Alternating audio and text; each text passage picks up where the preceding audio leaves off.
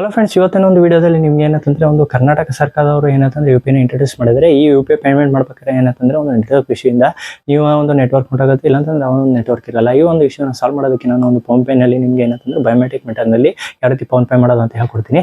ಅದಕ್ಕೆ ನೀವೇನಂತಂದ್ರೆ ನಿಮ್ಮ ಒಂದು ಫೋನ್ ಪೇನ ಅಪ್ಡೇಟ್ ಮಾಡಿಲ್ಲ ಅಂತಂದ್ರೆ ನೀವು ಫೋನ್ ಪೇನ ಅಪ್ಡೇಟ್ ಮಾಡ್ಕೊಳ್ಳಿ. ಫಸ್ಟ್ ಪ್ಲೇಸ್ಟೋರ್ನ ಓಪನ್ ಮಾಡಿ ಫೋನ್ ಪೇನ ಅಪ್ಡೇಟ್ ಮಾಡಿದ ನಂತರ ಏನಂತಂದ್ರೆ ನಿಮ್ಮ ಒಂದು ಫೋನ್ ಪೇ ಓಪನ್ ಮಾಡಿದ್ರೆ ನಿಮ್ಗೆ ಏನಂತಂದ್ರೆ ನಿಮ್ಮ ಒಂದು ಅಕೌಂಟ್ ಟಾಪ್ ಲೆಫ್ಟ್ ಕಾರ್ನರ್ಲಿ ನಿಮ್ಮ ಒಂದು ಅಕೌಂಟ್ನ ಕ್ಲಿಕ್ ಮಾಡಿದಾಗ ಏನಾಗುತ್ತೆ, ಅಲ್ಲಿ ನಿಮ್ಗೆ ಏನಂತಂದ್ರೆ ಮ್ಯಾನೇಜ್ ಆ ಪೇಮೆಂಟ್ಸ್ ಮೆಥಡ್ ಅಂತ ಬರುತ್ತೆ. ಅಲ್ಲಿ ನಿಮ್ಗೆ ಏನಂತಂದ್ರೆ ಬಯೋಮೆಟ್ರಿಕ್ ಪೇಮೆಂಟ್ಸ್ ಅಂತ ನೀವು ಟೈಪ್ ಮಾಡಿದ್ರೆ ನಿಮ್ಗೆ ಏನಂತಂದ್ರೆ ಸಿಗ್ಲಿಲ್ಲ ಅಂತಂದ್ರೆ ಕೆಳಗಡೆ ನಿಮ್ಮ ಒಂದು ಸರ್ಚ್ ಬಾಕ್ಸ್ನಲ್ಲಿ ಫೋನ್ ಪೇನಲ್ಲಿ ನೀವೇನಂತಂದ್ರೆ ಬಯೋಮೆಟ್ರಿಕ್ ಅಂತ ಸರ್ಚ್ ಮಾಡಿದಾಗ ಬಯೋಮೆಟ್ರಿಕ್ನ ಒಂದು ಆಪ್ಷನ್ ಓಪನ್ ಆಗುತ್ತೆ.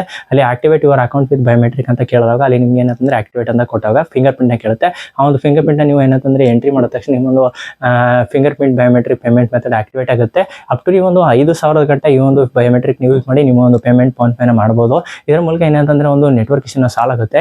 ಈ ವಿಡಿಯೋ ಇಷ್ಟವಾಗಿದ್ದಲ್ಲಿ ನಾನು ಒಂದು ಆಲ್ ಇನ್ ಒನ್ ಟೆಕ್ ಯೂಟ್ಯೂಬ್ನ ಸಬ್ಸ್ಕ್ರೈಬ್ ಮಾಡಿ, ಮತ್ತೆ ನಾನು ಒಂದು ಪ್ರದೀಪ್ ಕುಮಾರ್ M1987 ಪೇಜ್ ಇನ್ಸ್ಟಾಗ್ರಾಮ್ನ ಫಾಲೋ ಮಾಡಿ ಅಂತ ಹೇಳ್ತಾ ನಾನು ನಿಮಗೆ ಮುಂದುಪಟ್ಟಿ ಮಾಡೋ ನಮಸ್ಕಾರಗಳು. ಇದೇ ರೀತಿ ವಿಡಿಯೋ ನಾನು ನಿಮಗೆ ಮುಂದೆ ಒಂದು ಫ್ಯೂಚರ್ನಲ್ಲಿ ಕೊಡ್ತಾ ಇರ್ತೀನಿ.